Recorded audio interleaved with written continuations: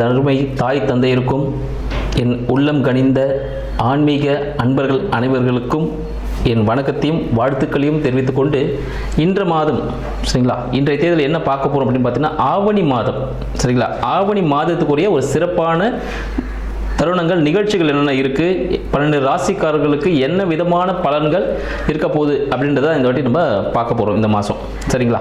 இதில் 12 ராசிக்காரர்களுக்கும் ரொம்ப சிறப்பான ஒரு அமைப்பு இருக்குமா அப்படின்னு கேட்டிங்கன்னா கண்டிப்பாக இருக்கும். இப்போ பார்த்தீங்கன்னா நம்ம தமிழ் புத்தாண்டு தாண்டி நம்ம வந்துட்டு இருக்கோம். ஸோ இந்த ஆவணி மாதம் எல்லாருக்கும் மிக சிறப்பான ஒரு அமைப்பை கொடுக்கும். அப்படி என்னென்ன அமைப்பை யாருக்கெல்லாம் கொடுக்குது அப்படின்னு பார்த்துருவோம். முதல்ல ஆவணி மாதம் சரிங்களா, ஆவணி மாதத்தோட சிறப்பு என்னன்னு சொல்லிட்டு பார்த்துடலாம். ஆவணி மாதத்தை பார்த்தீங்கன்னா சிம்ம மாதம் அப்படின்னு சொல்லுவாங்க. இதுக்கு காரணம் என்ன பார்த்தீங்கன்னா சிம்மம் சரிங்களா, சிம்ம ராசியில் சூரிய பகவான் அதிபதி சூரிய பகவான் பார்த்தீங்கன்னா அவரோட ராசியிலேயே ஆட்சி பெற்று அமர்ந்திருந்து எல்லா வேலையும் திடமான விஷயங்களை செஞ்சு கொடுக்க போறாரு அப்படின்னு சொல்லலாம். இதெல்லாம் சிம்ம மாதம்னு சொல்லுவாங்க. இந்த மாதத்துல பார்த்தீங்கன்னா நமது மகாவிஷ்ணு அவர் என்ன பண்ணுறாரு, இந்த உலகத்தையே அளக்கிறதுக்கு ஒரு சின்ன குட்டை வடிவ பையனாக இருந்து இந்த உலகத்தையே தன் காலடியில் அளக்கக்கூடிய நிகழ்ச்சி அப்படின்னு பார்த்தா திருவோணம் நட்சத்திரம், ஆவணி மாதம் திருவோணம் நட்சத்திரத்தில் இந்த நிகழ்ச்சி நடக்குது சரிங்களா. அந்த தினத்தில் தான் வந்து அவர் பிறந்திருந்தார். அடுத்தது பார்த்தீங்கன்னா இது சிவபெருமானுக்கும் உரிய மிக சிறப்பான ஒரு மாதம் அப்படின்னு சொல்லலாம். அதுவும் பார்த்தீங்கன்னா இன்னொன்று நம்ம கிருஷ்ண பரமாத்மா அஷ்டமி திதியில் ஆவணி மாதத்தில் அஷ்டமி திதியில் தான் பிறந்திருக்கிறாரு. ஸோ அத்தனை கூட சிறப்புகளும் இருக்கு. சரி, இவங்களுக்குலாம் இருக்கு. அப்போ விநாயகர் விட்டுருவோமா நம்ம? விநாயகருக்கு சங்கடா சதுர்த்தி, மகா சங்கடா சதுர்த்தி இந்த வருடத்தில் கடந்த ஒரு வருடமா சதுர்த்தி விரதத்தை நம்மளால கடைபிடிக்க முடியலை அப்படின்னு சில நாள் இருப்பாங்க, தொடர்ந்து பண்ணிட்டு இருப்பாங்க, சில டைம் பண்ண முடியாமல் போயிருக்கும். அவங்க எல்லாமே அந்த டைமில் விட்டிருந்தாலும் இந்த மகா சங்கட சதுர்த்தி அப்படின்னு சொல்லக்கூடிய விநாயகர் சதுர்த்தி அப்படின்னு சொல்லுவோம். அது பார்த்தீங்கன்னா ஆவணி மாதம் நம்மளுக்கு வரப்போகுது சரிங்களா. அதில் நம்ம ஆகஸ்ட் 27 அப்படின்னு சொல்லலாம் ஆங்கிலத்தில். ஸோ அந்த தேதிக்கு வரக்கூடிய சதுர்த்தி விரதம் சரிங்களா, மகா சங்கட சதுர்த்தி விநாயகர் சதுர்த்தின்னு சொல்லுவோம். ஸோ விநாயகர் முழு முதற் கடவுள் விநாயகரை வழிபட்டு நம்ம செய்யக்கூடிய அனைத்து செயல்களும் சிறப்பாக இருக்கும் அப்படின்றது நம் முன்னோர்கள் நம்மளுக்கு கொடுத்த ஒரு அருள்வாக்கு அப்படின்னு சொல்லலாம்.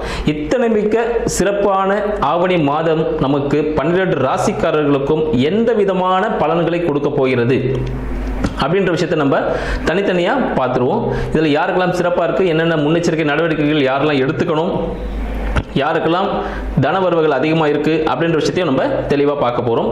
தனுசு ராசி அன்பர்களுக்கு வணக்கம். தனுசு ராசி அன்பர்களுக்கு இந்த ஆவணி மாதம், சிம்ம மாதமாகிய ஆவணி மாதம் எத்தகைய சிறப்புகளை தரப்போகிறது அப்படின்ற விஷயத்தை இப்போ நம்ம இந்த நிகழ்ச்சியில் காணலாம் சரிங்களா. தனுசு அப்படின்னாலே பார்த்தீங்கன்னா மிகவும்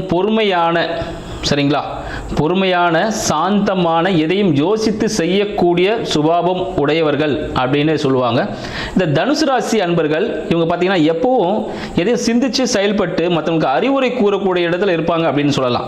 இந்த தனுசு ராசி அன்பர்கள் மிகவும் பக்குவமானவர்கள், சிந்தித்து செயல்படக்கூடியவர்கள் அப்படின்னு சொல்லக்கூடிய தனுசு ராசி அதிபதியான குரு பகவான் பார்த்தீங்கன்னா எங்கே இருக்கார் இந்த ஆவணி மாதத்தில் பார்த்தீங்கன்னா 7ஆம் இடமாகிய தனுசிற்கு 7ஆம் இடமாகிய மிதுனத்தில் இவர் சஞ்சரிக்கிறார் சரிங்களா. இந்த மிதுனத்தில் இவர் இருக்க காலகட்டம் எப்படி இருக்குன்னு பார்த்தீங்கன்னா இவர் வீடு சார்ந்த விஷயங்கள் சரிங்களா, வீடு வண்டி வாகனம் சார்ந்த விஷயங்கள் மற்றும் திருமணம் சார்ந்த விஷயங்களை காத்துட்டு இருக்காங்க அப்படின்னு சொல்லலாம். இந்த ஆவணி மாதம் இவங்களுக்கு திருமண காலம் அப்படின்னு சொல்லலாம். வீடு வண்டி வாகனம் அமையக்கூடிய ஒரு சொற்காலம் அப்படின்னு சொல்லலாம் அப்படின்னு விஷயங்கள்.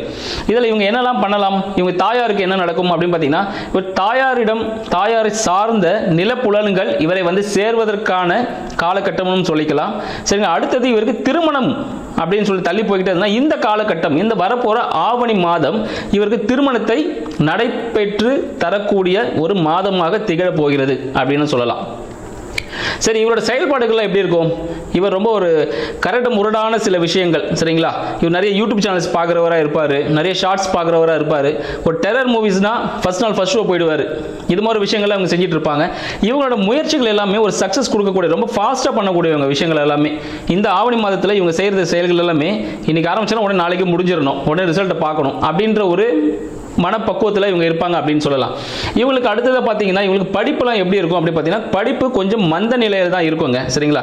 அந்த அளவுக்கு சிறப்பாக சொல்ல முடியாது. இந்த ஆவணி மாதம் மட்டும் பார்த்தீங்கன்னா கொஞ்சம் மந்த நிலையில் இவங்க படிப்பு சுமாராக செல்லக்கூடிய ஒரு காலகட்டமாக திகழுது.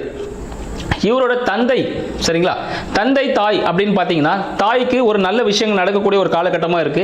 அந்த விஷயங்கள், சரிங்களா. தந்தை பார்த்தீங்கன்னா என்ன இருப்பான்னு பார்த்தீங்கன்னா தந்தைக்கு சில உடல்நல பாதிப்புகள் ஏற்படுவதற்கான ஒரு காலமாக இந்த ஆவணி மாதம் திகழ்கிறது.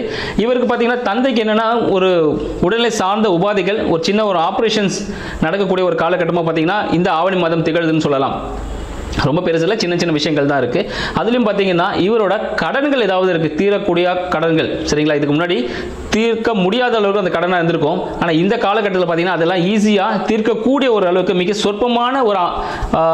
சொற்பமான ஒரு தொகையாக மாறும். ஒரு கோர்ட்டு கேஸ் வழக்காக இருந்தாலும் பார்த்தீங்கன்னா அது பேசி முடிச்சுக்கலாங்க அப்படின்னு ஒரு சுகமான ஒரு சூழல் வந்து இவருக்கு ஏற்படுறதுக்கான காலமாக இருக்குது. இந்த ஆவணி மாதத்தில் பார்த்தீங்கன்னா இவர் என்ன செய்யலாம் அப்படின்னு பார்த்தீங்கன்னா இவர் தொழில் சார்ந்த விஷயங்கள், சரிங்களா, தொழிலுக்காக இவர் என்னென்ன பண்ணலாம், என்னென்ன விஷயங்கள் செய்யலாம் பார்த்தீங்கன்னா தொழிலுக்காக முதலீடுகளை இவர் செய்யக்கூடாது அப்படின்னு சொல்லுவோம். ஏன்னா தொழிலுக்கு முதலீடு செய்யும் போது அது பெரும் பணத்தை என்ன ஆகும், ஒரு இடத்துல லாக் பண்ணி வைக்கிற மாதிரி ஆகும், சரிங்களா. அது தொடர்ந்து பார்த்தீங்கன்னா ஒரு ரொட்டேஷனில் போகுமானா போகாது.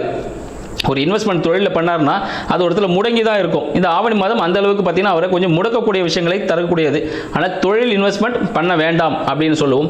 அடுத்து பார்த்தீங்கன்னா வெளியூர் பிரயாணங்கள், சரிங்களா, வெளியூர் போகலாமா அப்படின்னு சொல்கிறது பார்த்தீங்கன்னா வெளியூர் போனால், சரிங்களா, இல்லைனா ஒரு சுற்றுலா தலம் போறாரு பார்த்தீங்கன்னா அது ஒரு அழுத்தத்தை கொடுக்கும்னு சொல்லலாம். ஒரு மன மகிழ்ச்சிக்காக போவார், ஆனால் பார்த்தீங்கன்னா அது அவருக்கு ஒரு அழுத்தமாகவே இருக்கும். எப்படா வீட்டுக்கு போய் சேருவோம், ஏண்டா இங்கே வந்தோம் அப்படின்னு ஒரு மனநிலை கொடுக்கக்கூடிய ஒரு இடத்துல போய் விட்டுரும் அப்படின்னு சொல்லலாம். இந்த ஆவணி மாதத்தில் இவர் என்னெல்லாம் செஞ்சா இவருக்கு மன மகிழ்ச்சி ஏற்படும் அப்படின்னு பார்த்தோம்னா இந்த ஆவணி மாதத்தில் விநாயகர் வழிபாடு, சரிங்களா, ஆவணி மாதத்தில் வரக்கூடிய விநாயகர் சதுர்த்தி அன்று விரதம் இருந்து விநாயகர் வழிபாடை அதன் உரிய முறைகளில் செய்வதன் மூலம் இவருக்கு மிக சிறந்த பலன்கள் கையாளும் அப்படின்னு சொல்லலாம். இந்த கை கொடுக்கக்கூடிய விஷயத்துக்காக விநாயகரை விடாமல் எல்லா நாட்களிலுமே இவர் காலையில் வணங்கிட்டு வந்தார்னா மிக சிறப்பான எந்த செயல் செய்வதற்கு முன்னையும் இவர் விநாயகர் வழிபாடு செஞ்சுட்டு செய்யும் பொழுது அது அவருக்கு சக்சஸை கொடுக்கும் அப்படின்னு சொல்லலாம்.